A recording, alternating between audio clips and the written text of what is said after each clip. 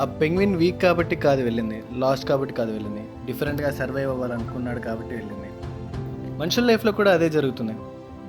అందరూ ఫాలో అయ్యే పాత్ని ఫాలో కాకపోతే వాడు చేంజ్ అయ్యాడు, వేడైపోయాడు, ఐసోలేట్ అవుతున్నాడు అని అంటారు. కానీ ఎవ్వరు అడగరు వాడికి స్పేస్ కావాలా లేదా వాడికి సైలెన్స్ కావాలా అనేది. ఆ పెంగ్విన్ మౌంటైన్ వైపు నడుస్తున్నాడు, రిస్క్ ఉంది, డేంజర్ ఉంది, గ్యారంటీ లేదు. కానీ ఒకటే ఉంది, అదేంటంటే కంట్రోల్. తన లైఫ్ మీద తన కంట్రోల్, ఆ డైరెక్షన్ మీద కంట్రోల్, తన సెల్ఫ్ కంట్రోల్. కొంతమంది క్రౌడ్లో ఉండి స్లోగా చనిపోతారు, కొంతమంది సైలెంట్గా దూరం వెళ్ళిపోతారు, ఫైట్ చేయకుండా, ఎక్స్ప్లెయిన్ చేయకుండా. అది వీక్నెస్ కాదు, అది సెల్ఫ్ రెస్పెక్ట్. ఈ స్టోరీలో హార్ష్ ట్రూత్ ఏంటంటే క్రౌడ్ నుంచి వెళ్ళిపోయే వాళ్ళని అందరికీ లాస్ట్ అనిపిస్తుంది, కానీ వాళ్ళకి మాత్రం ఫైనల్లీ బ్రీత్ దొరికిన ఫీలింగ్ ఉంటుంది. కాబట్టి గుర్తుపెట్టుకో, ఒకరోజు నువ్వు కూడా అందరిని వదిలేసి ఒక డైరెక్షన్లో నడిస్తే అది ఎస్కేప్ కాదు, అది ఫెయిల్యూర్ అంతకంటే కాదు, అది నీ సర్వైవల్ చాయిస్. సైలెంట్గా మీరు ఫీల్ అయ్యి ఉంటే ఈ ఛానల్ మీదే.